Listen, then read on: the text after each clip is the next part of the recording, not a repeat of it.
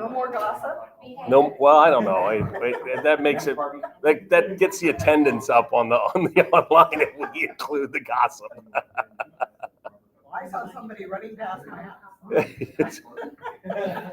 I thought the one from before that Barbara put out where this gal was using the front of the Jameson property as a shower. I don't know if you heard that. But anyways, here let me go over a few things, and the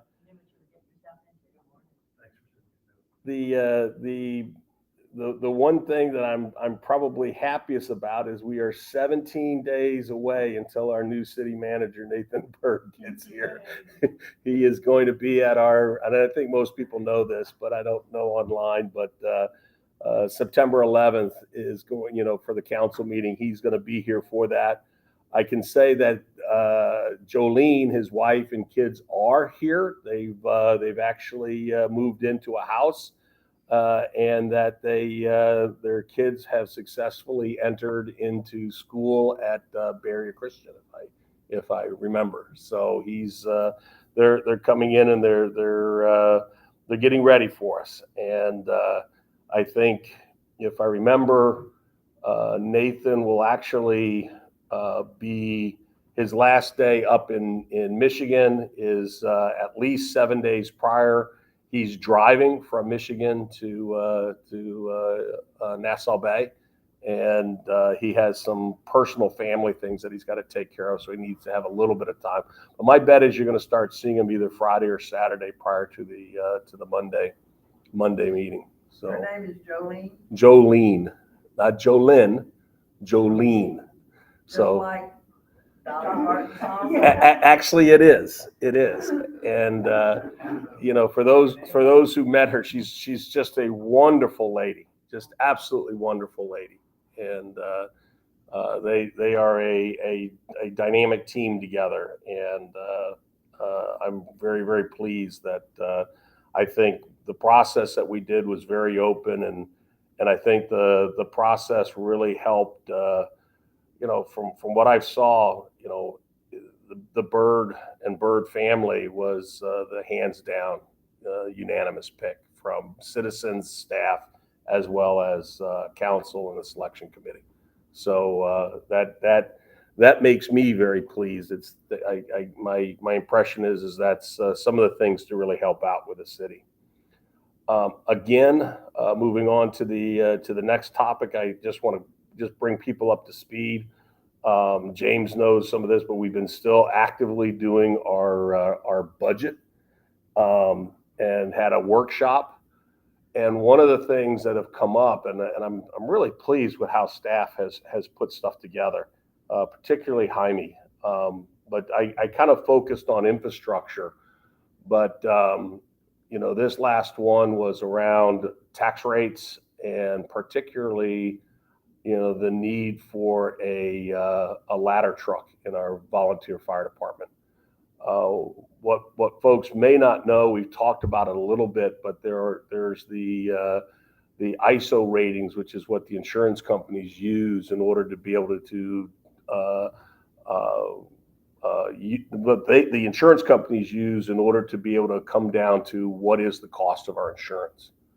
And we are by far the best volunteer fire department.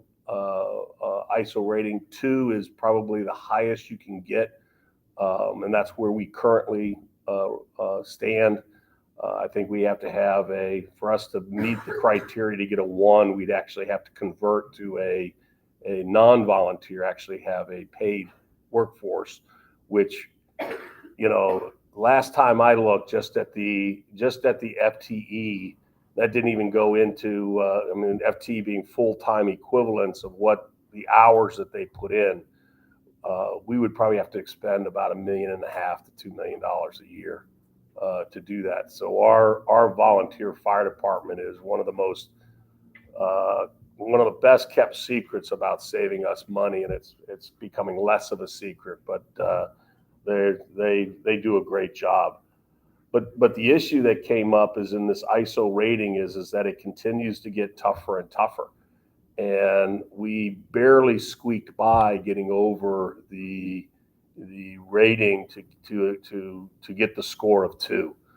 I can go into the numbers. I mean, but you got to be over at 80, and we got like 80.91. So if we get less than 1 point less next in 5 years, then we go to a 3. So we're right at the cusp. And what came out of that ISO rating was 2 areas that we have to work on in order to make sure we keep that ISO rating of 2. The first is that given the lifting of a lot of the houses that are around here, given the construction of the Methodist building, the Moody's building, things along that line, we did not get credit for a ladder truck like we did 5 years ago as part of mutual aid with Webster, with Seabrook, things along that line. We got very little credit, and they said because we've had too much going on that's changed our city, that says you really you not having a ladder truck is impactful. The other is the water pressure in our grid system is deficient. I'll say it that way. I shouldn't say quite deficient. It's lower than the standards they would like to see in order to be able to have the proper flow in order to extinguish fires. So from that standpoint, this budget that we have here is going to address those 2 things. We have found the means, we believe, to be able to and have communicated to the volunteer fire department. I've worked with Tom, George, Matt Roper, Rod Molyneux, and Bob Jurat, and we have come up with a plan that they are going to define their needs for the ladder truck by January of 2024, and we will place a PO for that truck. And the management that we're doing is just like we see with our ambulance.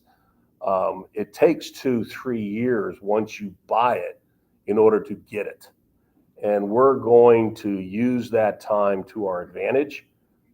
Council was very clear that we did not want to lose that ISO rating, because that means about $300 average to a citizen in higher insurance costs by going between a 2 to a 3.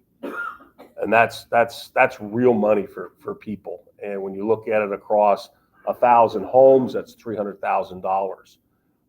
300, maybe even more when you look at elsewhere. That's just homes. So we're going to do that. From a tax rate standpoint, it was the position, and I believe it was the unanimous position of council, that we wanted to have our base be the no new tax rate for all other operations, and then we wanted to look at $300,000 of accrued funds to be able to be put into a separate locked war chest in order to build the cash towards buying a fire truck. How much does a fire truck cost? $2.2 million. That's as of today. That's as of today. That's not what it's going to cost. So if you listen to Tom, and it reverberated very much with me, which is why I'm pushing to do this, why everybody on council wants to do this, is the cost of a fire truck has gone up about $800,000 just in the last 12 months. Tom believes it's going to go up at least another $1 million easily before, if we wait till we have everything funded for that, which it will absolutely lock the price, and then we don't have to pay until they deliver the truck, which we believe is in. Tom said that it can be anywhere from about 30 months to, and don't quote me exactly, but I think he said up to as much as 52 months. So from that standpoint, our rating for ISO is done every 5 years, And I want to make sure we're in a position that we don't lose that, because otherwise we pay in insurance rates. And the other is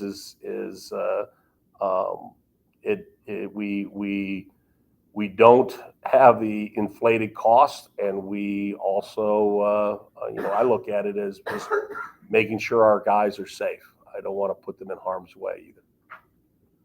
Do we have some kind of an arrangement with Webster over there, their fire station on Highway 3? No, on Egret Bay, or across from the intermediate school? I where believe- they always have a fire truck there. with They ladders? do. That's part of the mutual aid that we have, and that is an agreement. That's why, if you look at our guys, and this is what's great, and the way in which we log hours is a real strength, is that we show the proficiency of our volunteer fire department, the number of hours that are used as either training or as actual, work. By our responding in the mutual aid, as well as us logging those hours, really is a difference maker between other fire departments in the whole region. It's why we get our number 2, unless we fix these other things. So. Because both of those fire stations are right there. I mean, they're close. Yeah, they are. They are. This is just a curiosity question, but when we're fighting fires, I'm thinking about all the water that we have around it. Can our guys actually drop lines into Clear Lake? They have before in the past, but it has been more on the commercial side. Okay. On there. I just wondered if that could help us in any way but- that we can use for a certain number along our What coastline. I'm aware of is that they drop the lines into the pumper trucks, and then the pumper trucks pump out. Mhm. We also, one of the reasons for the fire safety police boat is that also has the ability to have a line from the water. I just wondered if it would help in any way with our insurance. So That could be counted. it all of that is there. The question is the amount of flow, Oh. right? And for lines like that, getting in there, it's a little bit more challenging. And the best way to have the flow is to have a minimum pressure grid for all your mains going throughout the city. And anybody who turns on their faucet, knows that we're a little bit challenged in regards to our pressure grid. It could be better. So Phil, with our pressure, is water pressure something that is officially measured Mhm. by cities? Mhm. And how come in our annual water survey that we get every year, there's never any water pressure measurements shown in there? Yeah, that's done by the insurance rating folks, and I'll guarantee you it's high on the volunteer fire department, because the color coding that you have and the equipment that they do, the hydrants are rated based off the pressure that can come out of this, or the flow, so that they know the alligator they're wrestling with when they address the fire. But I'm talking about us tracking it as a city and reporting to residents. Like, I think we've all known it's been low and it's been a problem. Mhm. This is really the first time we're talking about it quite a bit. Yeah, I mean, I run into a lot of that. So I'd like to know, how is it officially measured, and how do we? Yeah, I'll get that to you, versus El 'cause that- Lago it was- versus Seabrook? Yeah, I mean, that's what it is. You get and you put it on there, and it's they 67 on my faucet when I checked it last time. yeah, and it's so I mentioned about in this. Yeah. So what is the rating, what's the pressure they're looking for? Let me come on.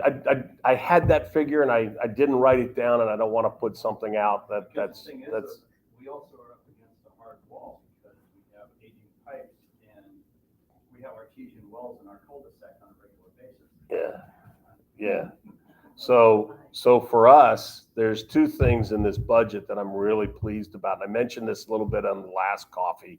It's been very much talked about at the workshop, is that we are replacing the main header that runs parallel to Nassau Road 1.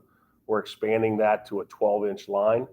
My understanding, it was a 10-inch line that was there. Paul Lopez said it may be even an 8-inch line. But even just going from a 10 to a 12-inch line, that's not linear. It's logarithmic in regards to the volume that you can put through there. So that's like a 35% increase, even though it's only a 2-inch diameter improvement. So that's going to do a lot. We're also making sure that coming off that header, we eliminate up at the front, because some of that's, like you said, very old infrastructure. There's a lot of 45s and 90s that we're trying to straighten out and cut that head pressure from those angles. And I think we're going to be successful. So this budget is going to address the two areas in our control that allow us to make sure we preserve our ISO rating of 2. And What's our next ISO rating? pardon me, when? Yeah, It's in 5 years. It's every 5 years, Roscoe. okay, so 28. Where are we in the 5-year period now? We just got it. I mean, we literally I got notified by the director of our official rating for that fire, and then we've also got things in regards to other aspects for flooding, and that's ongoing right now. That's Paul Lopez and others are gearing for that rating for the flooding side. So we have a 5-year period. It's a 5-year period, which is why I mentioned when somebody said how long it was. 52 months is 4+ years potentially. I mean, if you look at it, and I think if people don't know, we've been waiting 2 years for our ambulance, and we think we're going to get it in first quarter. Even though it's been we've got it paid for and things along that line. But it was very important to me in this council that we get ahead of the cost inflation that we're seeing for these vehicles. We believe we're going to save at least $1 million doing that, and it will preserve about $300 of potential cost increase on insurance if we don't. So we're taking those actions. So and again, the strategy, the consensus that we had on council is that by what we did with the water rates and things like that gave us great flexibility that we really didn't want to raise property taxes. But to be able to finance or to be able to start accruing for the ladder truck, we took the position that we wanted the no new tax revenue rate plus whatever it is to be able to accrue for the truck, and those will be reserved in a separate account.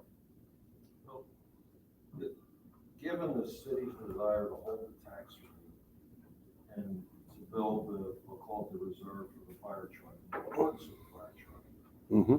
did y'all look at any of the budget items that I would call discretionary?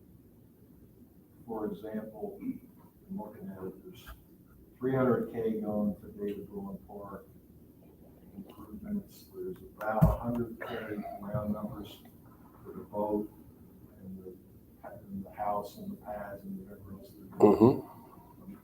I kind of put those on discretionary items. I might put more money into the fire truck or the ladder truck versus those kinds of items. So I think you were. That kind of discussion. We did. I'm glad because I think you were there. That $300,000 that was there was a mistake on Heine's part.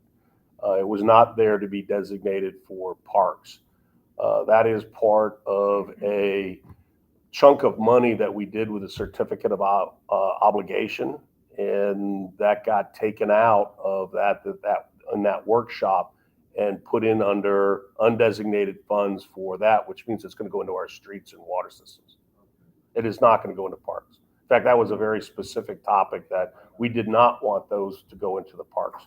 But you raise it good. I mean, in my mind, we have done a really good job. And I mean, we as the grand city, grand, staff, grand council on restructuring how our budget works. And I'm very, very intent on certain things that I think are important for our city. If we've been able to do free up the money because of making the water fund stand on its own rather than subsidizing it. I want the flock system. I want that fire safety boat to have the collar on it, because that's the last thing we need to do to make sure it's set and there's no maintenance issues for us to be able to patrol from that. Because where's Jim? You know, as Jim knows, we've got some real speed and safety issues out there on the water, and we're starting to tackle that. We've got an interceptor that we want to have on there. So we've got areas for public safety, for fire, the police, we have the infrastructure, and we've got code enforcement. And those are the things there. And when you look at it, there's no real fluff in the system, because I think we've done a lot to the parks. I think they needed it, but we've got to continue on our path of fixing our other infrastructure. And I think what we've done in the parks, like I said, with that $300,000, that was a mistake on Jaime's part. So He put it in the wrong column. he did. I think he, I think the view is that there's very little left we have to do once we put in the path that allows ADA access into the parks all the way back there, and addresses the concrete work around the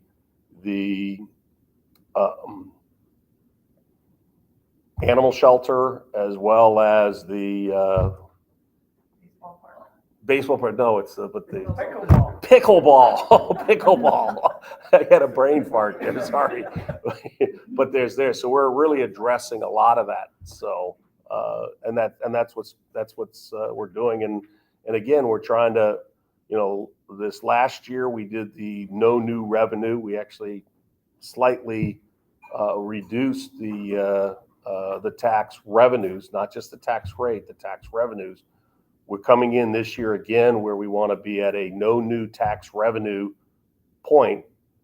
And the only difference being whatever we need to have $300,000 for a fire truck is what's going to be accrued and put away specifically for the fire truck. That's the policy that we're setting. So while you're on the budget, I was looking at the presentation that Jaime gave at the last Yeah. council meeting. By the way, it'd be great if that was posted on the website. I'm trying. We're gonna get that up there, but he wants to wait until he does this next workshop on the 28th is his budget presentation. He's been hesitant to say he wants to put something up before it's like the required part of the state for that. I'm not talking about the official budget, but just this presentation has a wealth of information. No question. And I had to submit a open records request to get it, which I think should go on the website. I agree with you, Roscoe. So from that, one of the things I observed is there was a statement about the proposed 10-year certificate of occupancy. And Yes. One of the following items, the southeast transmission line. And the thing that puzzled me here is cites about a $1.5 million. I thought you were saying that had escalated to $2 It has. That's why. So why the 1.5 as opposed to the actual cost? Because we had already isolated and done the funding and capitalization for the other half. And So this is just half. so this is the second half that we're making sure we have part of that. Okay, and then another item on this presentation was that we're gonna get a 20% increase in the cost of water. Mhm. So you mentioned that, So just don't mind me. Just to be clear, that is the Southeast Water Plant charging us 20% more for water we do. So then how are we, the city, with that 20%, how are we gonna amortize that to the rates to the residents? Yeah, good question, Roscoe. So what we're doing is we're primarily focusing that on our commercial area. We've as part of the budget, we are holding constant the residential water rates for 2024 next year. So there will be no increased cost on the residents. And so this will be borne primarily by those that have a greater than 3-inch meter. So, the reason I say that is the way we do our rates is by the size of the line for the meter. So most residentials are 5/8 of an inch. Some of them are 1 inch, but in the commercial area, it's 1 inch, 2 inch, 3 inch, 4 inch. And so we targeted, because those are the very large consumers of water, we targeted the increases for greater than 3-inch water meters, so that cost, that 20% would be borne there.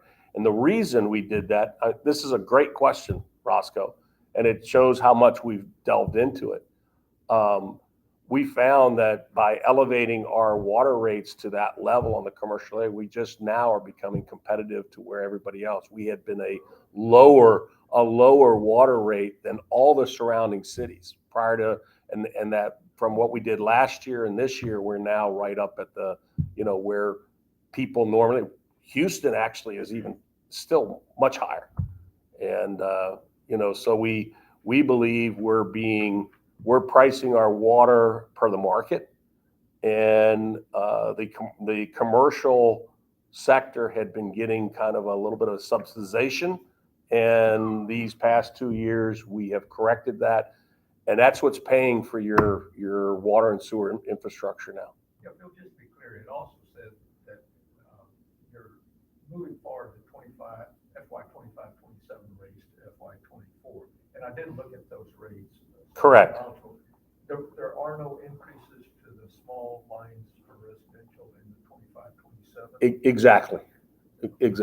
Thank you, Phil. Thank you to Phil. Yeah, I particularly wanted to make that because I business world, you do value and pricing, right? And you're with the market, and the citizens, and this is my contention from 2 years ago, is that we have been subsidizing our water and sewer fund, and we've been subsidizing the very large consumers of water is how we've structured our rates. That has completely changed now. And if you look at our rates relative to like Houston and the surrounding areas, we're now charging what most people charge for water. And even something, particularly with Houston, less. Correct. And we've held our residential ones. We very much have held to that.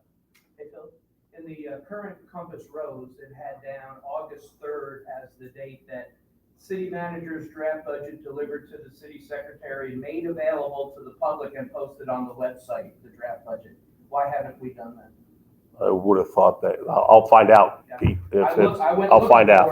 Because I read this and I'm like, I know Jaime was waiting, but I thought the official time was the 28th, which is this Monday. Maybe it should say September 3rd. Yeah, I don't know, but I'll find out. I'm gonna just say, I'm gonna follow up with what Roscoe said. Jaime is doing a fabulous job in his position. I personally believe he has been the workhorse for the past 10, 12 years. His command of what things cost, how to communicate it, and I'm even going to say this, and I think James would agree with me, is he anticipates things and he actually provides, what if for those assumptions before we even ask. And that's allowed us to be leagues ahead in regards to our budget this year versus other years that I've been involved. So if there's one person to say thank you to, it's Jaime, even though I'm going to say this, is the whole staff is just doing a great job. I mean, we've cleaned up the things in regards to the city secretary's position with the audit affidavit that we had with missing minutes and things like that. That's all caught up. The staff right now is performing at a very high level. And I think all of us should recognize that, and all of us should give good kudos to the staff. They're doing a great job. And I'd even say that Jaime is an example of successor planning, even though we don't officially have successor planning, but he really was. I give Sheila credit for that. I mean, that's what you see as a good manager is you always have your replacement. Showcase a lot more. So I think he should. You know my opinion on that, but I discussion. I'm just saying, I'm glad he's there. I'm really glad he's there. So, and I'm really glad Lacey's there. Lacey's doing a really great job.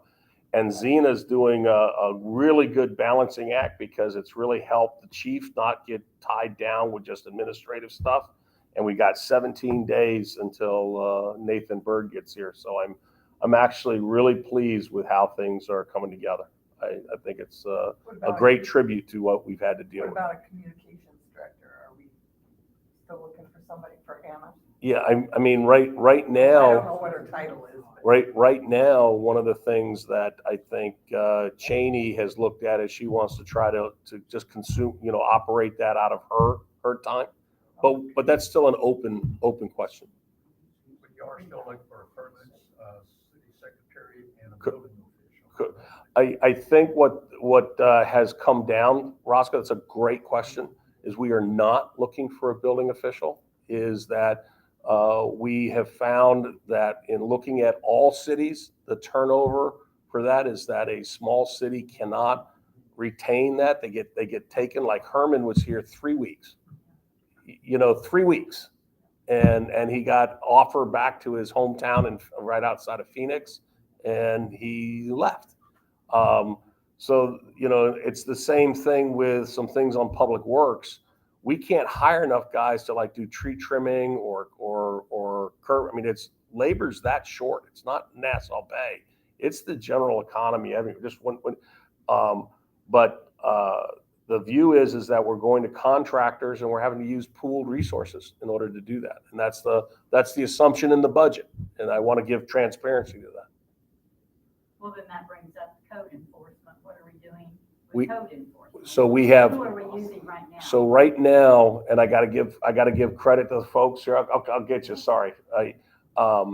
We have in the budget one full-time equivalent, one individual, and it's Officer Henderson, who I think started in August 1st in this position. And has had tremendous early success. And on top of that, but he's still sharing because this takes the police force down one. Oh, he left the police force. So he's right now, he's transitioning, he's 50-50. Okay. And it has been my push, because we do this in industry a lot. I want him to maintain all his police certification.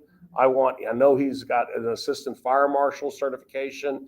I want him to maintain all that. So as our workforce may move, we can claw him back as to how we need, and then resource and then keep the priority on code enforcement. I hate to ask if you're asking for that many certifications. We did. Compensation for it. Yeah. We did. Because the one thing is, once you create one of these types of people, they're very pickable. There's no question. There's no question. Coaching is.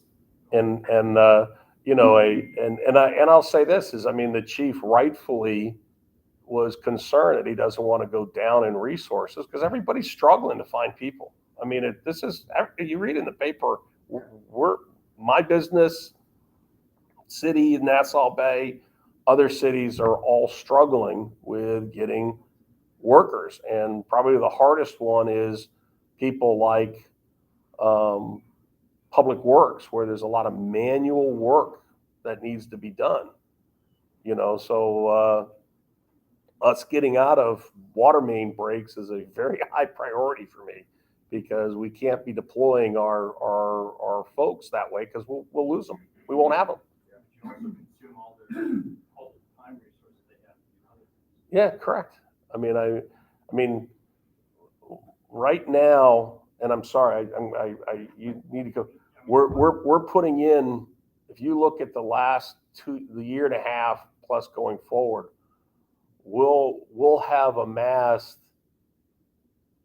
about $18 million of reinvestment back into the city, which is a phenomenal number if you look at what we've done in the past.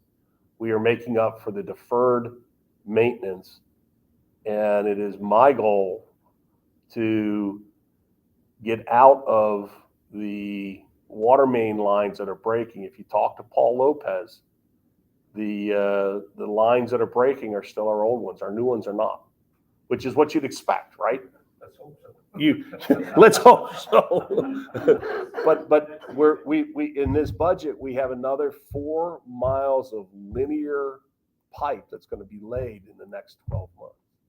Where's that at? I mean, are you guys prioritizing? We are. We actually did a study, and we had it in 4 different tranches, so to speak. We did the first one, which was there, and the next one is kind of the next 2.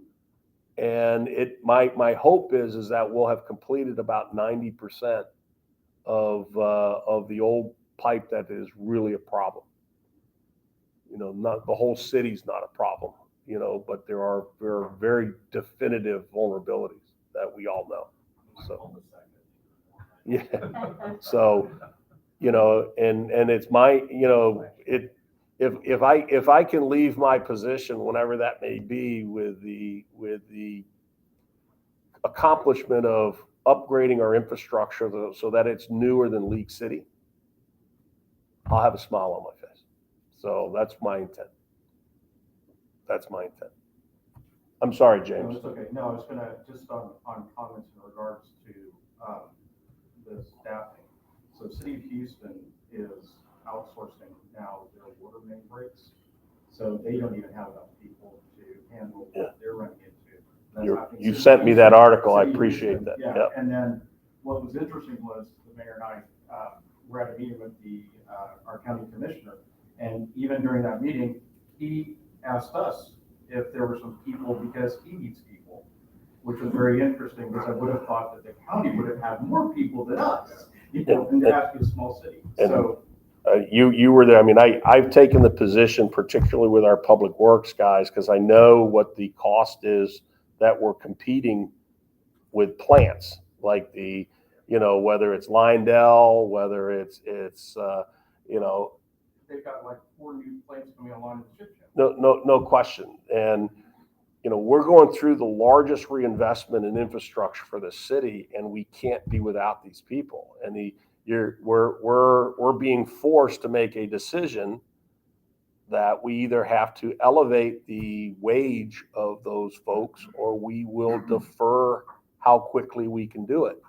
And I'm of the opinion, and I think I've got the backing of the council, is that we need to continue a constancy of purpose and get our infrastructure done and get it over with. So that's the direction we're going, which means we're going to have to pay our guys more. And that's just a fact.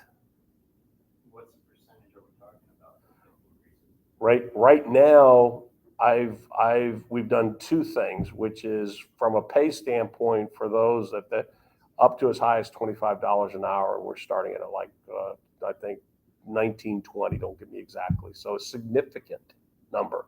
And I'm not going to look at this because one of the things I learned when we started this back when, and I hate to say I'm old enough to know this, in the 80s, is that if you did your younger guys coming in and not address your older guys, you get compression, and you really tick off your guys who have been here, and you got to address the whole group. You can't just do your starters.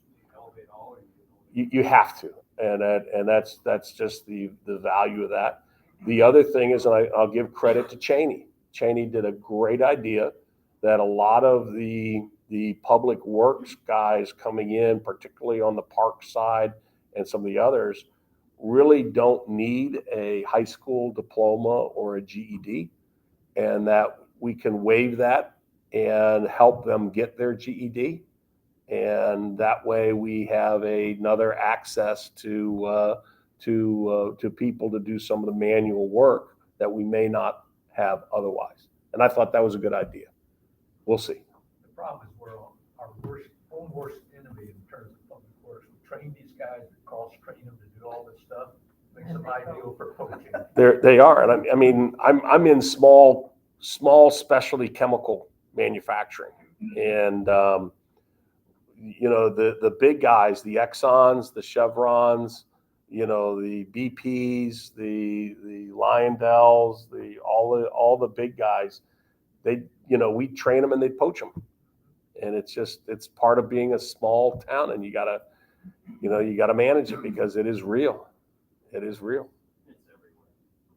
Last week, or a couple weeks ago, with the League City Cattle event, and they've been doing that for several years. They've been very helpful. I've been asking information about this and that. And along the same conversation you were just having, I asked him about, if you go talk to this person, talk to that person, all of a sudden, well, he went to so-and-so, he went to another city. Yeah. It just happens a lot. And you know what was it? Is the coming out of COVID, what did they call it? The Great Migration or Great Resignation? You know, I mean, there's a trend here that's new since that's going on, and that's, you know, how you manage that is important. I did want to leave out one other thing. I'm really excited about something. You haven't heard flooding in flood mitigation in some of the topics. We just got in a new engine and flood device, and it is a gas-powered unit for the impellers and things along that line. And the reason why that's important is when you look at the causes now for flooding, it's whether or not we can get 480 power to the pumps. And this one will not be electric driven. It'll be gas driven. And we are going to hopefully demonstrate it. We finally got it in. It looks great. And the vulnerability is that if we have an event that goes over 6 feet and comes over the berms, nothing is going to pump faster than Mother Nature. But it's only a $3,000 to $5,000 motor that we have to replace. And you know, from that standpoint, all the other parts of it are going to be you know, being submerged will not be a problem. So we'll just give up a motor, and we'll have motors that are our spares down with Public Works. And we're hoping that this concept will allow us for those events that are less than 6 feet, because that's where we've targeted as our safe zone. And usually that means it's a tropical storm that people should be, you know, evacuating anyways. But it's a inexpensive way, and we're going to demonstrate that hopefully this week. And if that's the case, we'll proliferate it. Our only other alternative is to put 17-foot towers with generators in people's yards, and I'm not gonna do that. Any status on that additional line through David Brown Park? You know, I keep asking. That Center Point's supposed to do that, and no, Roscoe, that's a disappointment on my part. It really is. What Roscoe's alluding to is Center Point had agreed to extend our power line from the water plant all the way to the entrance of David Braun Park, which would mean I'd have 3-phase 480 volt power right there in front of David Braun, which would be fantastic. It's really expensive to lay 483 phase power, and they would do it underground. But no, they have not. You keep asking me, and I would also give us some redundancy. It would. I mean, if you look at right there in front and to Sea Cove, and you know, at that point, you know, if you have it there, it's not that far that if we actually have some work that needs to be done on streets and things like that, or with some pipe changes, that's when you do it, right? I mean, you can really defer the cost on that. I was just trying to understand about this gas powered unit. Is it mobile or? No, it'll be put in. So if you look at I'll just give the main ones that people know about, but it could be done anywhere. But the infrastructure's there because we have the vessels that collect the water. So right there in front of Sea Cove, right there at Port Royal, right there at Prince William, Okay. and then there's one more, and you know, So this would be multiple units? Or so we only have a demonstration. We want to see how it works, Okay. and it's a high volume pump. I think it's rated at 1,700 gallons per minute. Yeah, it's that kind of a pump, Roscoe. Water war. It is. I mean, and so as you can see, I'm really excited about this because it's a way in which we don't have to depend on electricity and generators in our city because of where we need it versus where we have power are just mismatched. And if I can do this and only give up $5,000 a pump, that's cheap. That's really, really cheap. So, and it'll be done in one location, and then I'm trying to get it in before September 1. And it'll be a permanent? It would be permanent. It would be permanent. Yep. And I want it in before September 1st.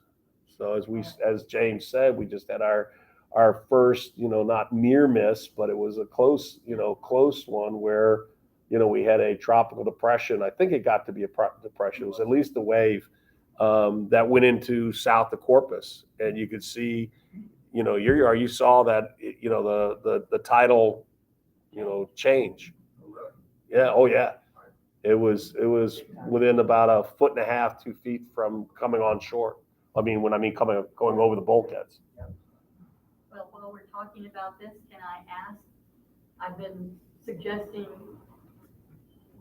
city work on some kind of an ordinance, update our ordinance on generators. I haven't heard anything. So if council has discussed it. I've talked to others, and let me come back to you on that because right now nothing's changed, but nothing's been put in either. Okay. So I just hadn't heard it. yeah,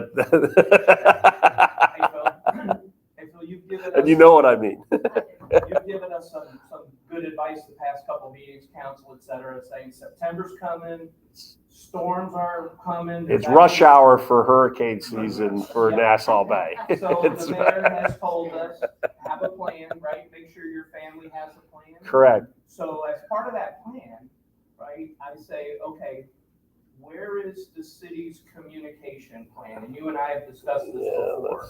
Where is it laid out so 4,500 residents can go and look and see, okay, first, is it Swift 911 emergency? Is it Facebook? Is it the city website? None of us know. Yeah. And so fair enough. It's got to be posted somewhere, and that's like the most Fair enough. thing. That's not there, and I know you keep tagging me with that.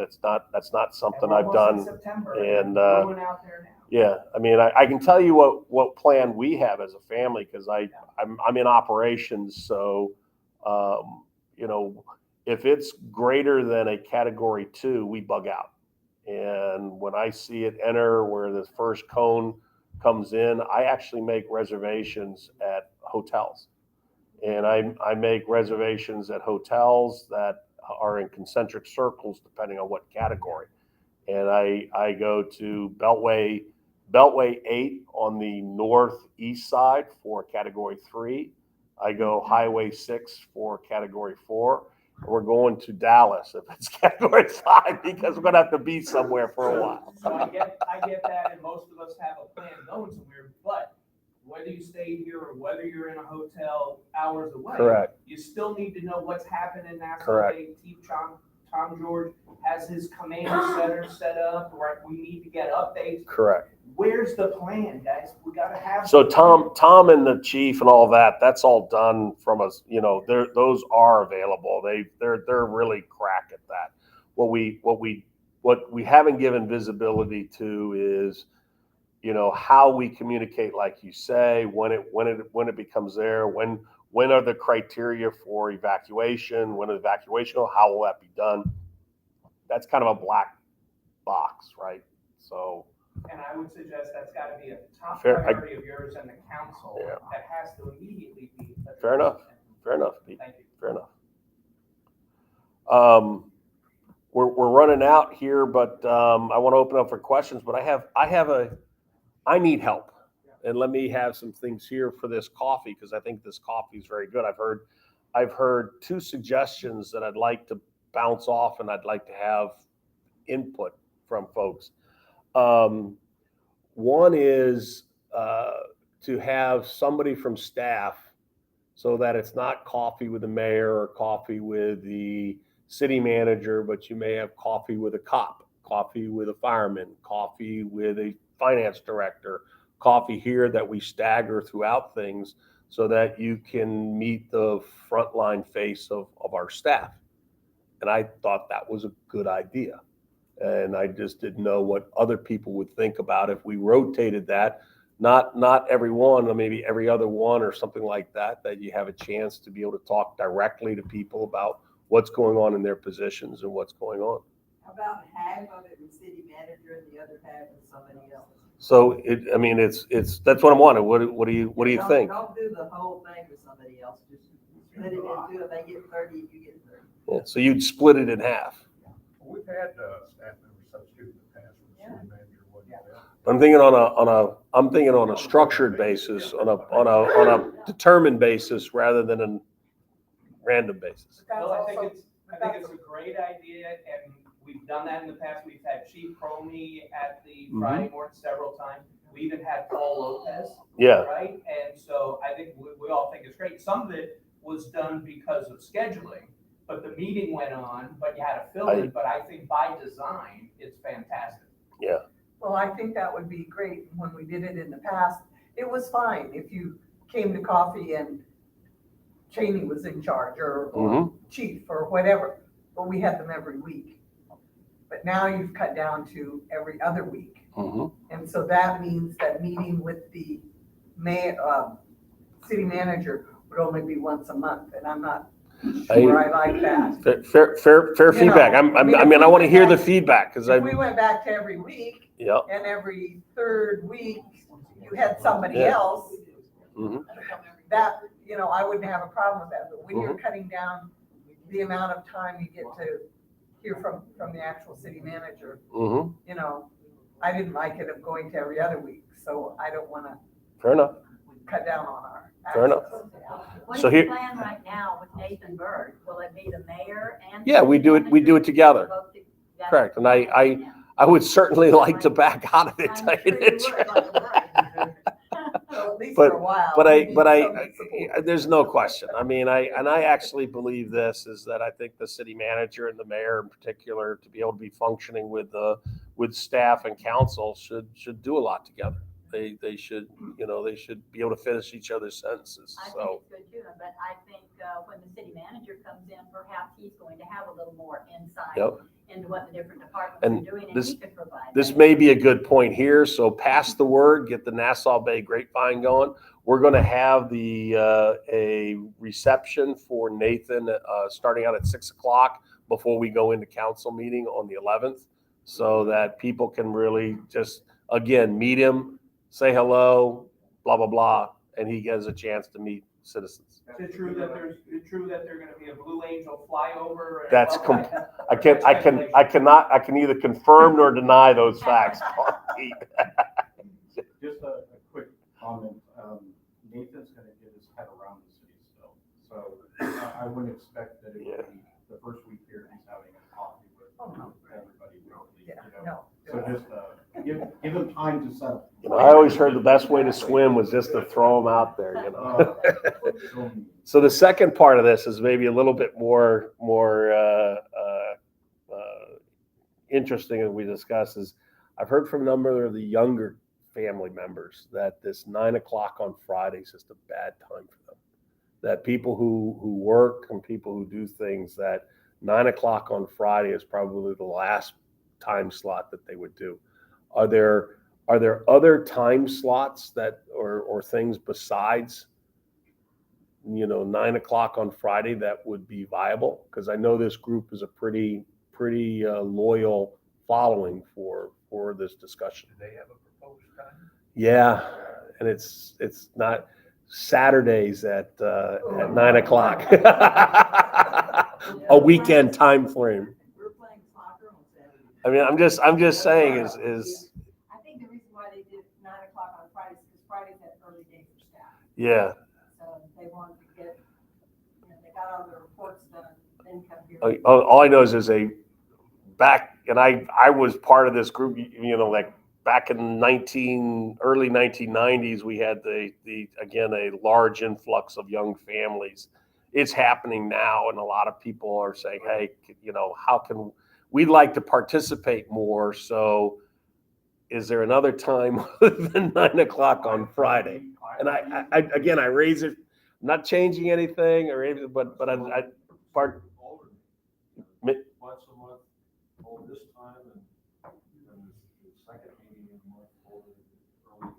Of course, weekends puts more load on the staff already. It does. That's where I was, Roscoe, is that in the staff. So, some would say, I mean, some other times that I've heard is 7:30 in the morning, 8:00 in the morning, or 5:00 in the afternoon.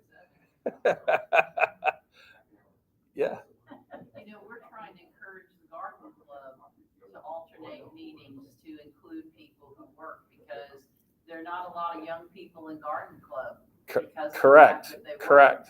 And my suggestion would be at least once a month to experiment, doesn't have to be permanent, and have one in the evening, like James has his safety meetings, which are awesome, and see how it works before you move something permanently. Yeah.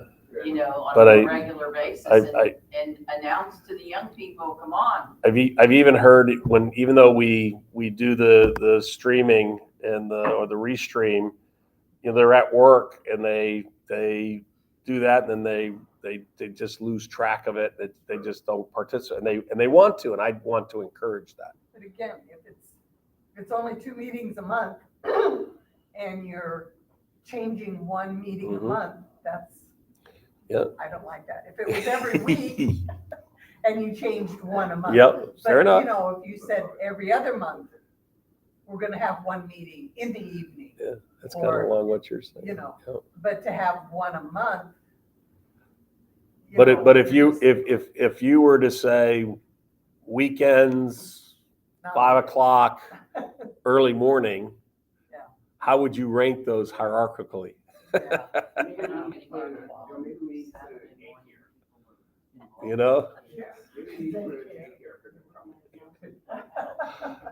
Jim, I'm already there with my grandson. Okay, I'm just going by the amount of people who come to the city council meeting, Mm-hmm. and that is at 7:00 at night. Right. Mm-hmm. Now, I was really surprised at last council meeting, the low attendance. Mm-hmm. And they're gonna deal with the coffee, well, what's he gonna talk about? Do I really wanna go? And I will bet you, 7 out of 10, I don't really need to go. I'll find out afterwards. Then maybe I might go to the next one.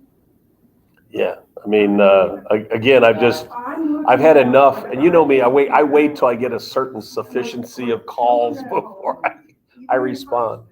Yep. Okay, they're off to school. The house is halfway done. I'm going to this 9:00 meeting. In fact, a lot of the meetings that I was on, really active volunteer. Mm-hmm. I was very happy with 9:00 meetings because I could get that done in the morning, and in the afternoon it became my personal time. Evening became time with family. Mm-hmm. With it, what I'm hearing from the younger families is that they're either dropping their kids off at daycare, dropping them off at school, and they have to be at work by 8:00, and they have no opportunity to come in at 9:00 at all. Okay, what you're hearing, what kind of percentage is that? I mean, out of 100. Let me say I've had at least 10 younger families ask me that, and that's a big number. That's a big number. You get watching the streaming?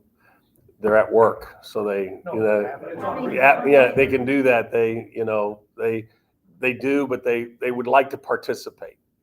You know, You can't work and watch the stream. you cannot.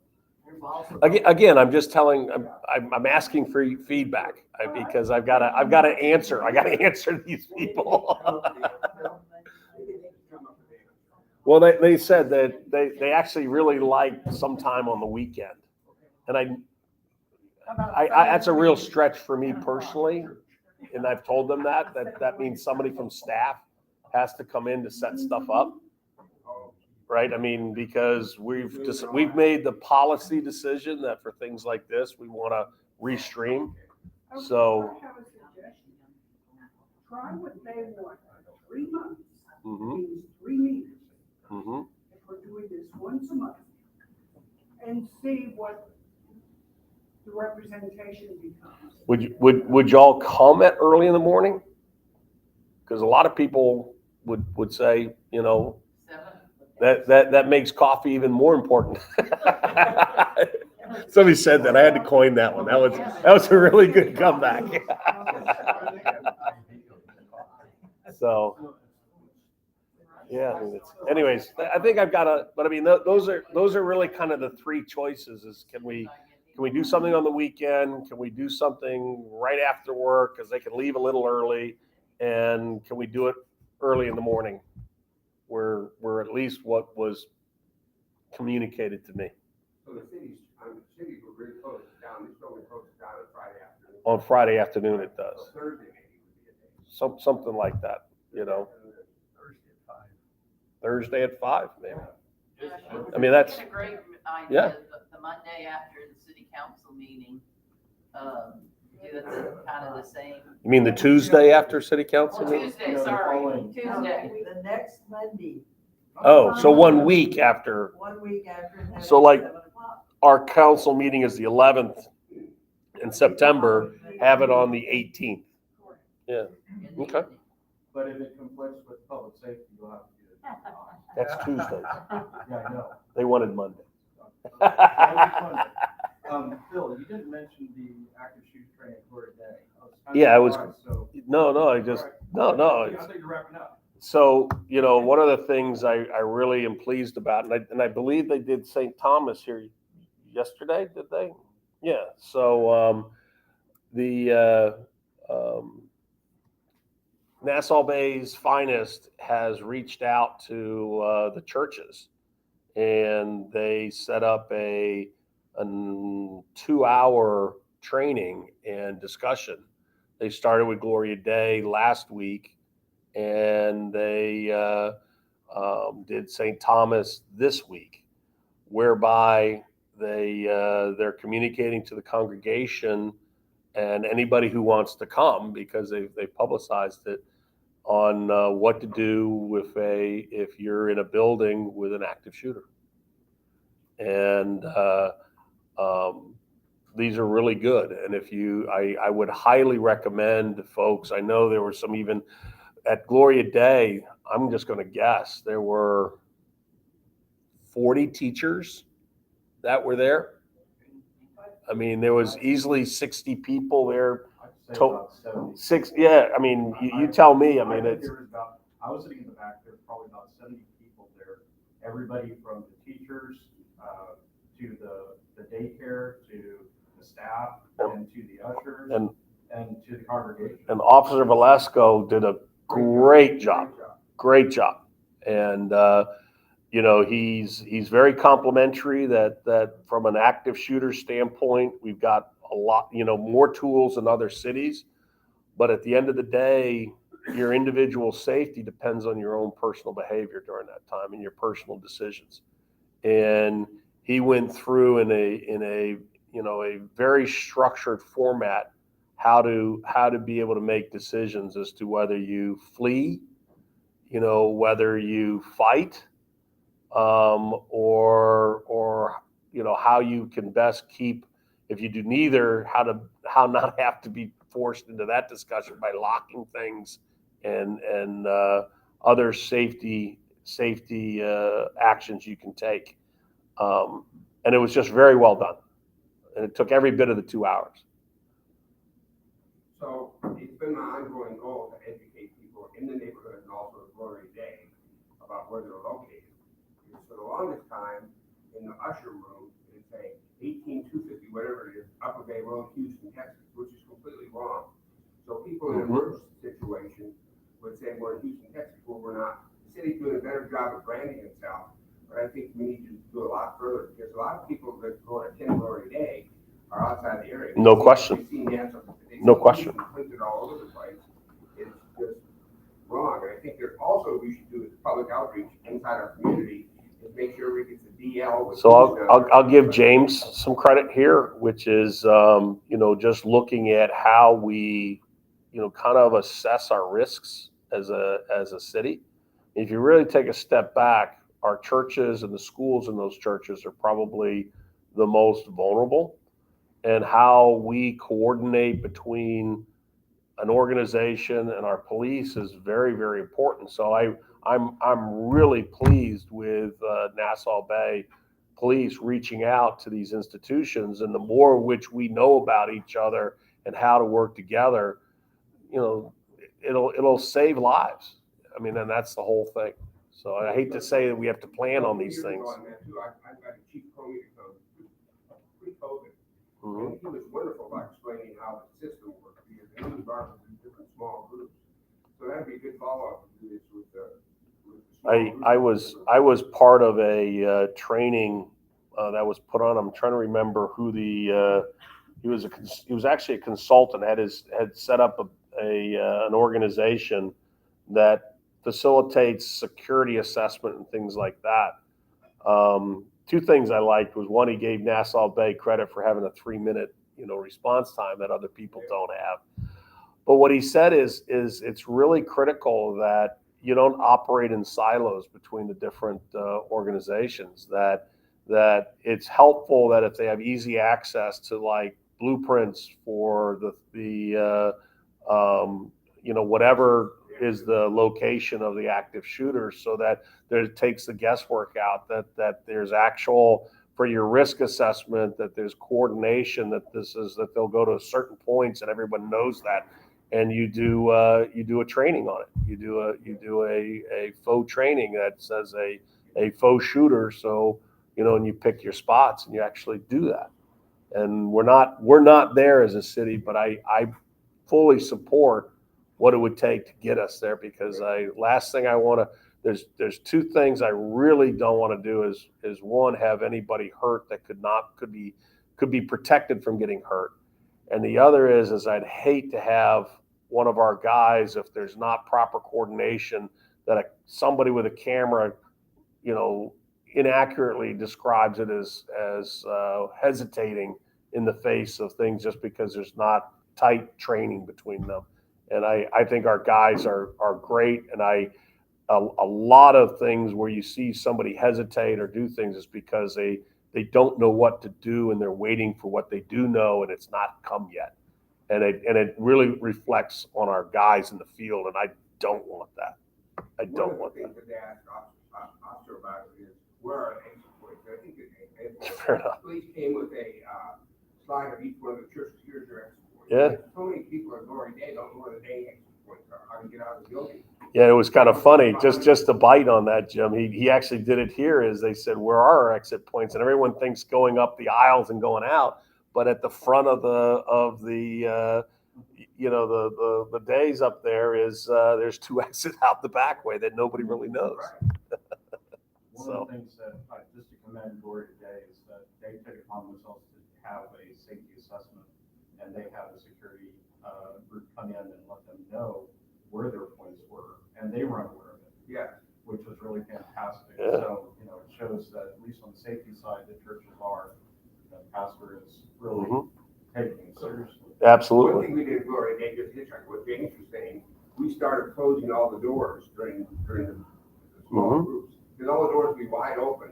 And now, like for the fire marshal, they gotta be closed to help us contain it. So we've done that process in the last 4 months. I actually asked Pastor Dan if there was if there's things here around security, as to what is his biggest concern, and he says he has doors that have to stay unlocked because of egress for fire. That means that it's easy for somebody to come in. And but that he actually had an answer like that, I thought was great. That was fantastic because he's aware of it and he can let people know. But again, James brings up a good point, is that we're trying to really reach out to look at how we can provide safety training for a situation we hope never comes here to Nassau Bay. Have you had walkthroughs, like, has the police gone and just physically walked through the facility? For Gloria Day, I believe they have. They have all the points in that. I'm not sure about the other. I would say it's a stretch to say that it was a true walkthrough from what I know, like when we do stuff in plants. I work in the chemical industry, so things, if you don't take safety, if you don't do stuff, people die or people get exposed, people get hurt. Right? Same thing. So when I think of a walkthrough that's pretty detailed in a job training assessment, right, or things along that line, which are fairly detailed rather than just hey, where's the north, south, east, west doors. I think there's more we can do there, but I think they're reaching out. So I believe that that's the first part of how you get there, and I salute them for that. I salute them for that. The beauty of what Phil's talking about is more what you call tabletop exercise, where you're going to go in and you're going to actually have somebody act as an active shooter going through a scenario. And I don't recall ever seeing Nassau Bay doing kind of a mass casualty type of situation where they volunteer fire department. It's relatively new. People, you hope we're insulated, but we do have schools in our churches. Yeah. Well, one thing I think is important, sometimes during special events, we'll get an officer or two to come into our special events, we'll hire them to come in. Mm-hmm. And they're not sending the Nassau Bay police. No, they're usually Sandlin's guys, the consuls. Yeah, we had people as far as Dickinson come in. Yeah. Mm-hmm. Sometimes he's really busy, they get their extra side jobs in. Yeah. Which is good for all the churches to have a plan for that officer, that they can see him. Yep. And just a heads up, if you didn't know this, that the Baptist church actually has security officers that are police officers. They're there during the day on Sunday with them. And so they actually pay for that service. So I think it's about $30,000. The other thing too, and I'll just to change one last topic that I had is it also is with Gloria Day, but it's also with Methodists and John Kennedy with the Baptist Church and things like that. Is Gloria Day has launched a community effort called Nova Vita, and it's geared towards mental health, and specifically geared to be able to provide counseling, as well as they're reaching out to different places for housing for people who may not have housing. It's people may not know that with some of the direction with Methodists, that it has become kind of a center for police of all the cities to drop off those that are apparently more of a mental health than a criminal type. And there's not a real, what I'd call a real crisp handoff there. So our city tends to have people who may just leave Methodist, or Methodist criteria for that, for their criteria versus what somebody coming in. So we've got people that our guys have to deal with, and I want to try to see how we can help firm that up. But I do want it to be known that there is a growing capacity over at Gloria Day. They're planning on actually building out a facility that is geared directly for mental health of the community, and they want it to be Nassau based. That's all So, Bay based. For the note that too, there's its own separate 501. It's a 501c3 organization. And I saw Gail here, and Gail and I had quite a lengthy discussion. I salute Gail for the amount of work she's done in this area. And it is one that a lot of families, a lot of individuals are having to deal with. So Okay, any questions? I've been kind of one-sided here. I apologize for that. Have you heard anything from FEMA about, the latest application for? So we understand we should hear in September. We're actually optimistic. We, we think we've got a stronger case, and we're optimistic. But we should know in the next 30 days. That's great. So how many homes have been elevated in Nassau Bay over the last? Been improved. I think the number, and I really hate doing this.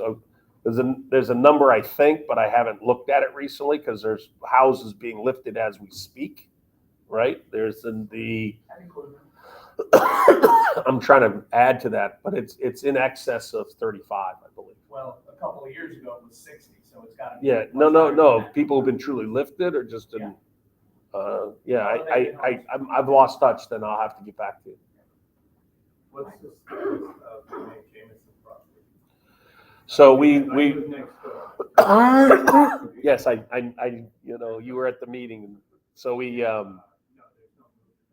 no, there was actually it was funny as I was kind of joking with some of the people here is that I got a call from Gail Nelson yesterday, and I did a drive-by over there, and I actually had a chance even before that because Barbara gave me a call, and I actually had a chance to go into the facility.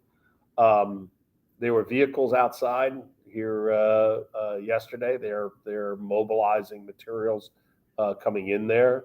They really weren't doing work yesterday, but they were mobilizing. But when I had the opportunity to go in, I was actually pleasantly surprised. It looked like they had reinforced all the doorways, windows, ceiling, and they had cleaned up the place. So it looked better than I. I've seen activity on and off. But Yeah. I haven't heard. What I have officially notified them of is that the date by which the permit was let for them is the start of their 155 days. Okay, so when is the start date? So the start date was, I believe, July 14th or thereabout. So they have 155 days. I have a question. I was not able to attend the entire city council meeting, but I understand Officer Henderson gave a wonderful report. Correct. And he told how to contact him. I'm wondering, how do I contact Officer Henderson? Oh, I'm not prepared for, hang on. Let me see if I have Okay. what. Right.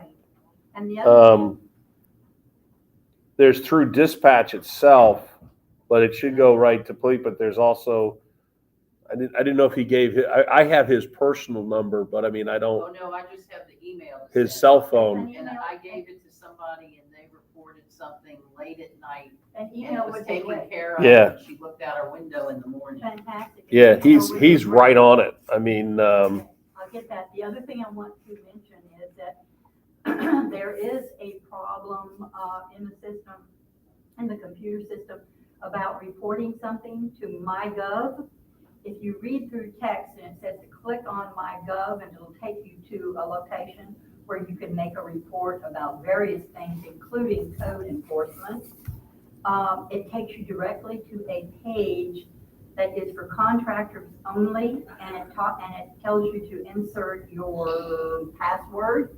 And we thank you for your help. There is nothing, yeah, and there is nothing else on there. So, information came through Cheney of a lengthy process that you do have to follow Okay, to reach that. that's news to me. Yeah. So if someone would just check the MyGov Yeah.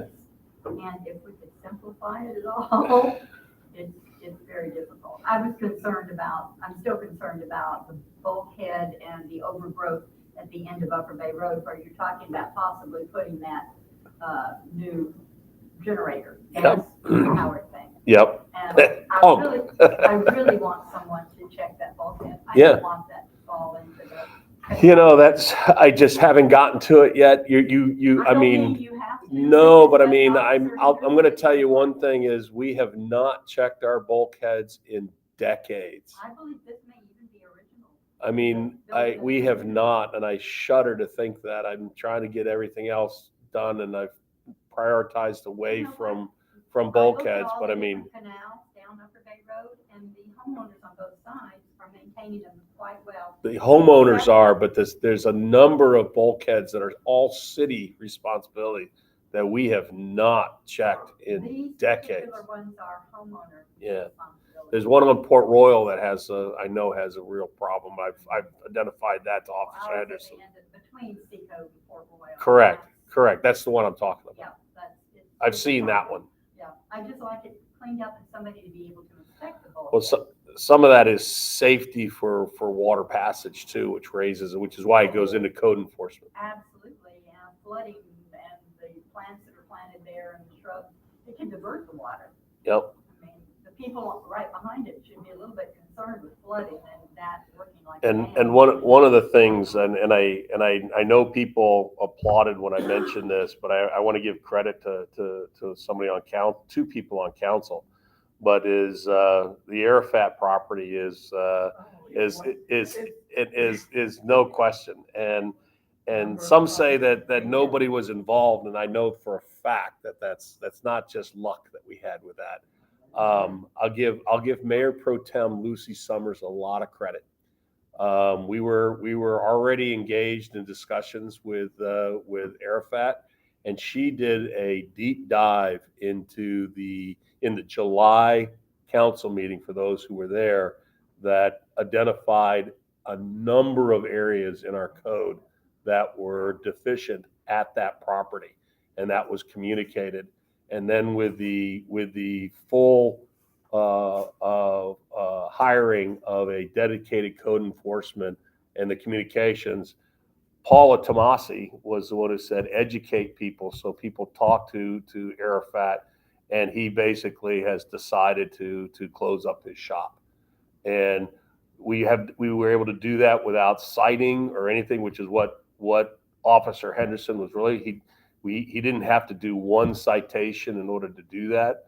And I think, given from what I know of the history that Arafat has done a lot with a number of different, people in the city. He's done favors for people that he can kind of just leave on his own volition is probably the best outcome that we could have. Where Arafat has been my mechanic for 35 Yeah. years. Great guy.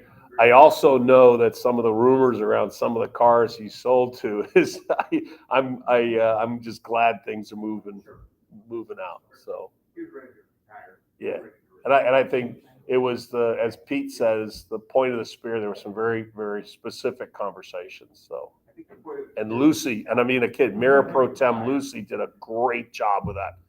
So Anything about the places over by Five Guys? none. Continue. They're vacant. The pipe shop is going to be under a SUP at the planning and zoning on the 5th of September, and then it'll come to council on the October council meeting. What does that mean to us? No, I don't understand what you're saying. There is a pipe shop that's geared specifically for smoking so like crack pipes, and I do mean crack pipes. I do mean bongs. I do mean anything that facilitates the combustion of for drug paraphernalia. And one of the things here, and I'll give a shout out. I think I talked about here. I spent a lot of time with Irma's. I spent a lot of time with the liquor shops and the gasoline stations around what's sold and things like that. this smoke shop is unique in that it has psychoactive materials like K2, like Delta 8, Delta 9, and we have a pediatric autism facility right behind them, as well as 2 churches with schools. This is why we have zoning. I'm talking with the planning commission to make sure it's not that we're trying to say you can't sell a pipe or you can't sell that. Is that no, they're a drug paraphernalia right near a area in our city that is very close to pediatric and schools. So let me see if I understand. Methodist has a section that's dealing with people who are having mental issues. They are. And then we've got this pipe building that's trying to sell, no. And let me say it this way, Barbara, and I think people know I will need a judge that has jurisdiction over our area to tell me we're wrong in our zoning law. And I mean that. I mean that. I have funds to be able to do it, to defend that. And we're going to need to be told for that. So we'll have a meeting here then to talk about the issues, is that what you're saying? So a specific use permit is when we have zoning, and if you want to, just like we have a board of adjustment for like residential areas and things like that, the planning commission for variances on that zoning for a commercial area are the first to hear it, to vet it out, and to be able to make a recommendation to council as to whether a variance, a specific use permit, should be granted to a entity or not. So what's their recommendation? That's September 5th, and I would, they've got to go through their process. But let me, and I said this, and I got a lot of chuckles. I've had nobody come out and say, we got to have a pipe shop here, and that's all bad. I've had zero. So, is that the owner of the strip that allowed that to happen? I mean, I actually think it was a little, that's a really good question and that's something Xena did great is there was no real communication. It kind of came through just our system, and it was being done at the police department for a certificate of occupancy rather than going through other permitting. So it really didn't get the visibility, and it came in where our business registry, certificate of occupation, and our specific use things are not integrated. And now they're going to be because of this thing here, is that there needs to be somebody like the city manager or the city right now our charter says the city secretary needs to sign off for that to occur. And we haven't been doing it for the past 6 years. So we are now. We are now.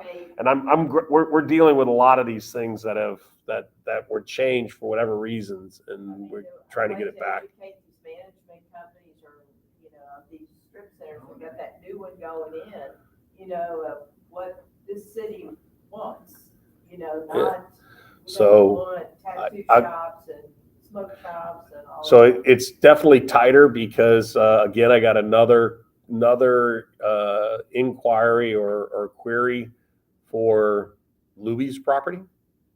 And they wanted to have not only the Chipotle, but now this was a Panda Express with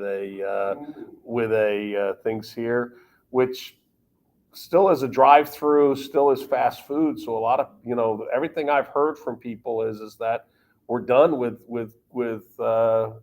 fast food. We want something more permanent there. So that's going to have to go through a specific use permit. My bet is that's going to run into trouble too. So. Just a quick question. When will the charter committee be posting when they will be meeting? Good question. It has to be within my bet is the next 30 days is what I understand. But they need to meet and they need to select their officers. So, and I spent a lot of time with that in looking at the people for that. And, one of the things I'm really pleased at is that a majority of that group, the 3 of the 5, are people who really haven't, participated before, some are new lawyers, things along that line. And then we've got a minority, which is people who've been here for a while, just to make sure we have the balance between new, which has the majority, and, constancy, which has the minority. And that was done by design. Hey, Phil, what would you say are the top 1 or 2 weaknesses of the charter that could be adjusted? Well, there's some things that are just need to be taken out of our charter. I don't know if I've said this before, but we almost caused somebody to be ineligible to run for a position for city council on a criteria that was eliminated by the court system of the Texas 16 years ago. Right? It was a financial requirement, and those are illegal now to enforce ineligibility. And that's a kind of a sensitive one for me, because I believe that's what kind of separates us from other countries around the world, that anybody can run for office and should, X something egregious. The other is, I think we got to really look at our committees. We've got 3 different types of committees: chartered, advisory, and ad hoc. And if you were to ask people what the difference is, I think you'd get many, many different answers. I think there's beliefs around, who they report to and things like that needs to be clarified. And I believe, just like in some of these areas, we should really relook at the committees, how many we have, is that still what we want? And, I'd like to see that, put in either as recommendations for a charter review, or if they want council to address those, if they don't want it as part of their things. But I think I think we need that type of effort. And then the other is, there's everyone's heard, I'm really upset with Austin, because Austin is infringing on the authority of local governments in regards to things that are very local. The most egregious one is, the city of Nassau Bay can no longer set curfews, for whatever things they want, unless it's an extraordinary situation like a hurricane. And that's now being defined out of Austin. And I just have a hard time believing that the curfew needs of a city like downtown, Houston, or downtown Houston, is the same as the Riverwalk on San Antonio, which is the same as Dallas Fort Worth, let alone little old Nassau Bay. And I just think that's there. So we're going to have some really in-depth look at what Austin's doing and requiring, so we don't run into contention with Austin unless we say we want to. And just like I said, with a judge forcing us to do a pipe, I believe that there's some things we may say, make me. And I mean that. I just think we have power too, and let the courts decide. You're overstepping your boundaries. They are no question doing that. Think about little places like Alpine. Yeah. Marvin. It may, just. And they can't set a curfew for whatever. There's a macro thing here, is, we set up as a home rule specifically because the charter said that, not the charter, the Constitution of the state of Texas allowed us that control as long as we were a home rule. Well, we may choose to not be a home rule anymore because of some of the things that are going there. And we need a group of people to really look at that, to say whether or not that's a viable option or not. So there's some real big things, which is why I wanted to do this early. Pardon me? Can we secede and form our own state? I don't know if we can do that, but we can certainly change to not as a what is it, an ad? I forget the exact legal definition, but we can we can certainly unwind that we're home rule so that those laws don't apply to us. But it means we no longer would be a home rule and we'd have other things. And I wonder who proposed that. I want to go talk to him. it's been Governor Abbott, and it's been Ken Paxton, and it's been others. I mean, Yeah, but they probably didn't initiate it. I'm not privy to all that. All I know is I see the outcome. I mean, I'm very happy that this council last year started moving towards water rates to fund a lot of infrastructure for the water and sewer, because you saw that Austin's moved to increase the homestead. They've now they've contained it, at least. It's not final. They've contained it to the school board, but that doesn't mean they will in the future, which means all our property taxes and that to be able to fund some of the infrastructure would mean I'd have to raise property taxes in order to be able to do that. And I really want to do it on the water side. If we hadn't done that, we're really trying to fix this city, and those funds are important. And if they just, put up the homestead without any coordination with the local folks, it's a problem. I mean, it's a problem. Hey, Phil, so, we've got all this linear miles of underground, new water, sewer Mhm. pipes, which is fantastic. And like you said, we could have more modern infrastructure than League City. So that's all great. But as I drive around Nassau Bay, to me, with all the construction of the roads that have been dug up and then re-cement, repaved, it looks like a big quilt. Right, it's very unsightly, and the grades even been changed of certain roads, like on Nassau Bay Drive, because there's been so much construction, the grade's been raised about 2 or 3%. So I now, when I get a rain, like that small rain we got a couple of days ago, I get standing water puddling that the city used to call bird baths, right, in front of my house. I never had before. But my question is, because the city looks like a quilt and they got all this, half of this, sometimes you drive down a street and you got half of it has been redone and that looks good and the other half is still old.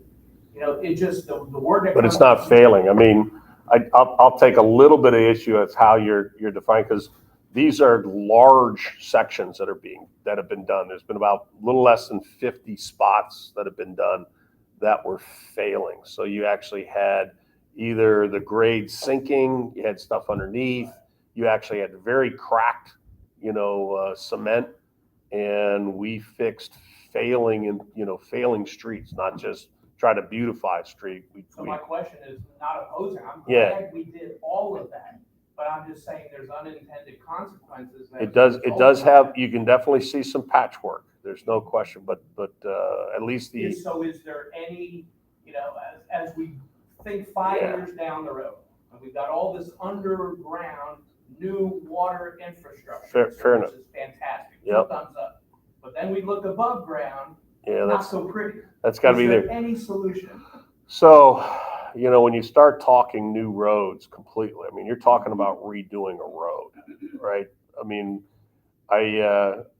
if you look at right there at Baycrest back in 2001 and some of the areas back in Swan Lagoon, I did that with Sylvia Garcia, and you're talking major dollars to do that.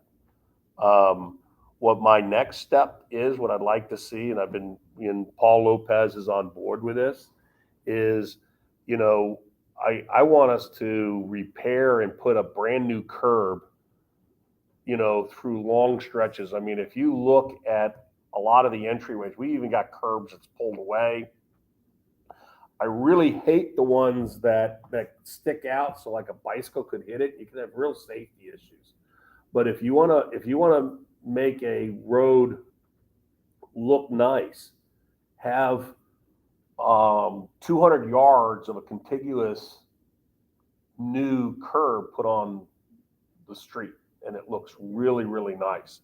The reason why I wanted to, even though it it got a lot of bad press is that we started to do the street sweeping, and then the first one's there. I'm looking at it from two reasons: to get the leaves not going into the sewers in front of rush hour hurricane season. But I also, if you look at our curbs, they're black, just like the wall at Swan Lagoon to Bell Harbor looked terrible. It looks great now. If we just clean stuff up, it'll have a much better, presentation. And just like we fixed 50 spots, I want to fix whole swaths of curbs that aren't broken, sticking out, this, there, rebarb out, because it looks bad. I mean, and that's what I think that's what you're going to see rather than more, because I think we fixed most of the failing aspects of our streets. Now I want to go to we got a lot of curbs and a lot of cleanup that we've got to do. And there's also a lot of driveways.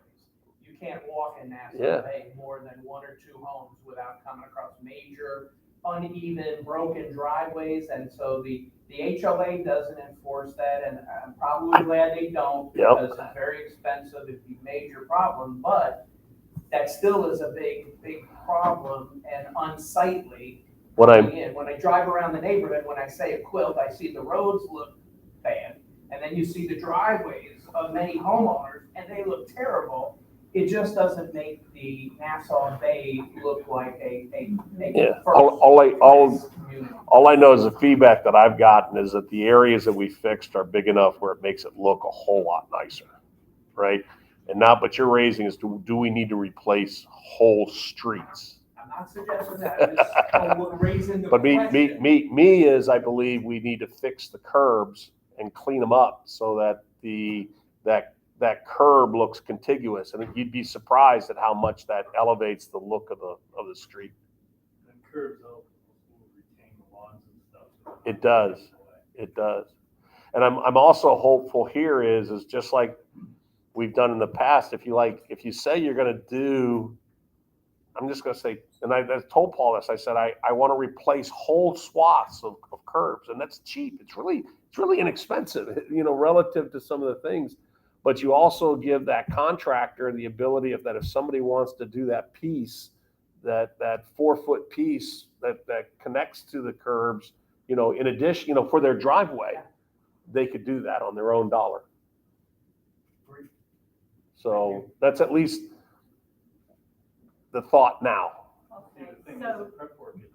help me again, Yep. understand that how much is a homeowner responsibility?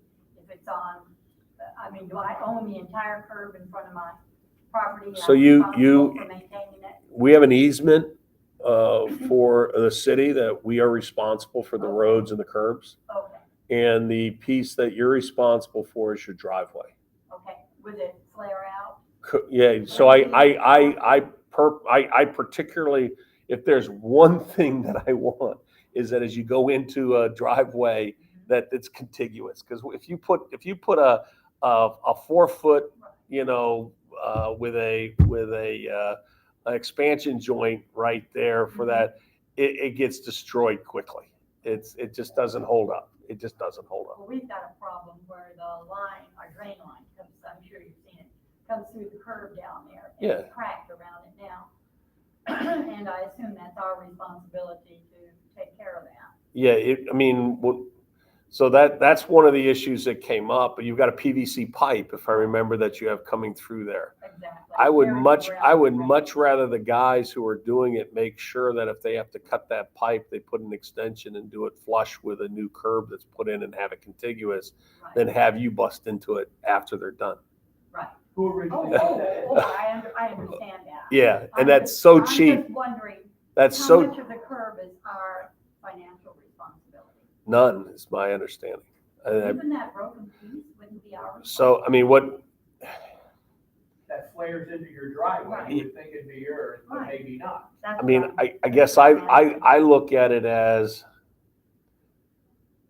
the cost for the city to do that relative to you having to do it. We get much better rates than Oh, you well, do, certainly. right? So I either So have we to. could reimburse you, the city?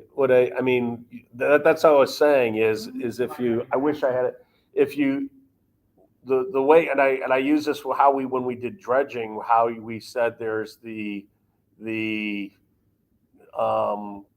canals were the driveways, the channels are the highways, right? City's responsible for the highways, the citizens are responsible for driveways. And I would actually say that is really here is that when you look at your driveway, there's some of the most busted up portions of that is right there at the very entrance to the street and where it interfaces. And if you allow the citizens to say they'll pay for it, but have it done by one guy, Yeah. it is so much more, has so much more structural integrity, and at least give people the option. I can't force them to do it, but if I give the option, and to me, as more we beautify and we do it as a city, the more I've seen citizens step up and say they want to do their Well, we would like piece. to repair, Yeah. repair that, we just didn't know whose responsibility it was. If it's ours, that's If fine. it's- And- yeah, or who did it. I'm going to push that every curb, even how it goes there, the more you have small expansion joint things, the more it tears up that much quicker. That and intersection tends to So, break out. yeah, correct. It tends to break out unless it's done as an aggregate as part of the whole thing. So that's, So who would I talk to about that? it'll be Paul Lopez, and he's gonna, yeah, because that's gonna be that group. Okay. And I've told him is that's why I took issue, Glenn, with the things here is that 300,000 that was done was actually pulled out of the street committee. We had the street pay for 300 this year, and then that 300 became available under the certificate of obligations, and this is exactly where I want to pay for this stuff. So perhaps I could tell Paul to add us to a list. That we Correct. can get around to doing that. I'm going to tell you right. The first thing is I want him to focus on all the entranceways from Bell Harbor to Nassau Bay Drive to replace every single those things, inwards, because they're terrible. Painting of them was great, but I want painting of them afterwards also. Yeah. But I want, because there's just huge hunks that are just. I mean, if you look at the place that I really showed Paul was if you come down south on Upper Bay Road where you can turn on San Sebastian towards Gloria Day, right? You look at that corner and it's all pulled away. 6 inches of space between it's just in the road. And now it's in pieces. Yeah. And, well, we're not in any rush. I just want to do it. Yep. Correct. And know that we're willing to pay for it. Correct. That's. Okay, so Phil, the sidewalk that's in front of the sound wall there at Val Harbor. Yeah. Whose responsibility is that? I believe that's ours. Okay. I believe that's We'll ours. look at it sometime. All right. I have not in a while. I looked at that. I could drive by and see that wall, and I just shook my head, and they finally did something about it. So. Yeah, the wall's in bad shape, bad Yep. repair. I've reported it to the, I believe that's ours.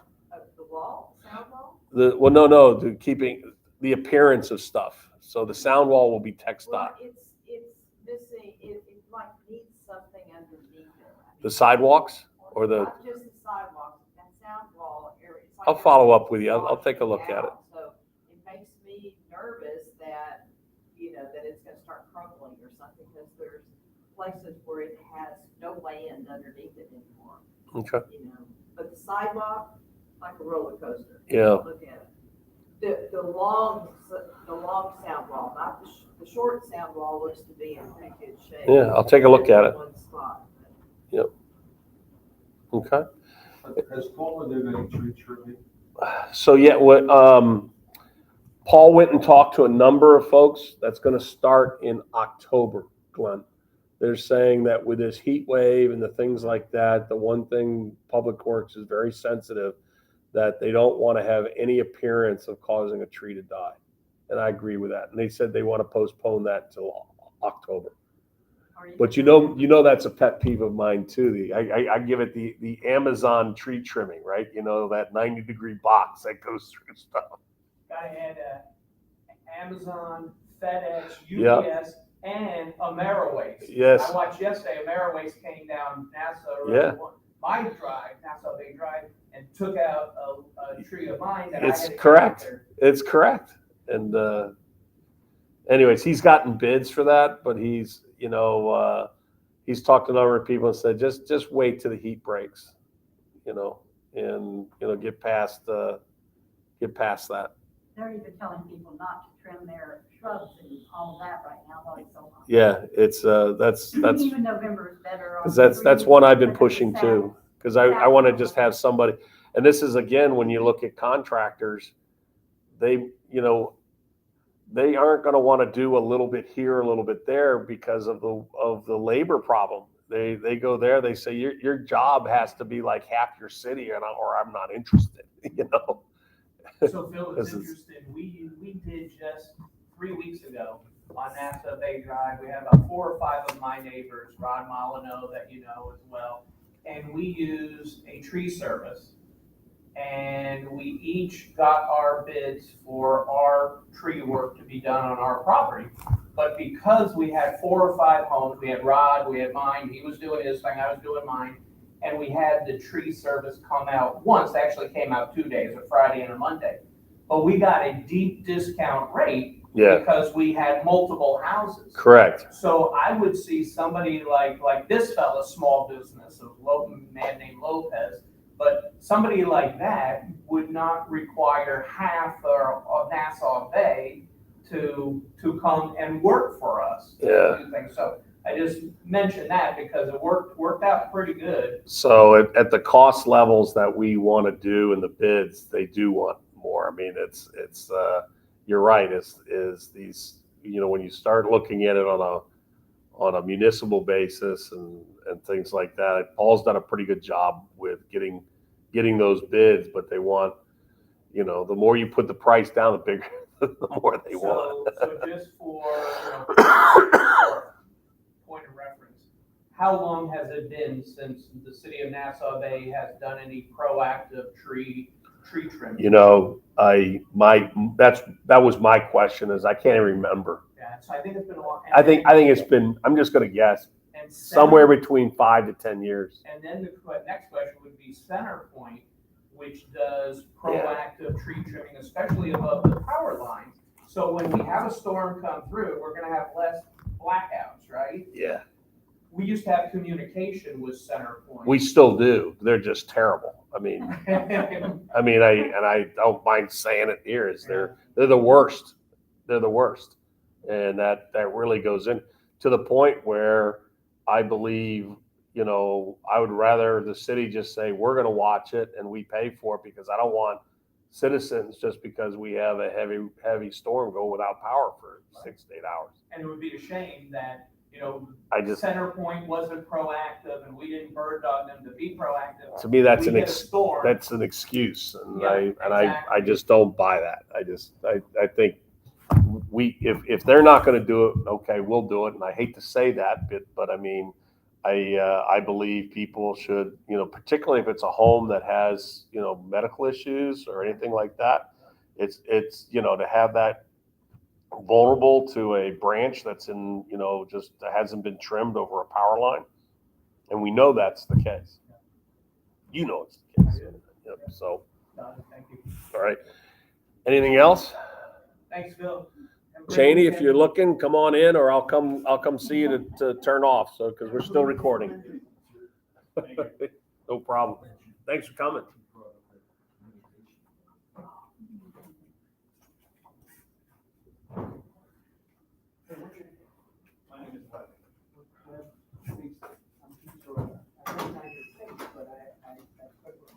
Thank you very much. I'm on Nassau Bay Drive. You're welcome.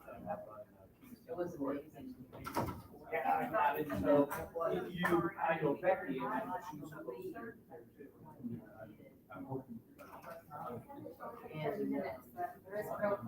I know, I remember it before. I thought I had taken it earlier, but I guess you got to do it annually. Yes. Thank you, Phil. Hey, thanks, guys. Thanks. Hey, you too. All right, is it true that they're calling you Barbie? Yes. And we could do that without any HR issues, no problem? Well, I did it. I take it as a compliment, Right. so I don't want to. Just because You don't want to shed all the compliments. doesn't mean you're not legal. Yeah.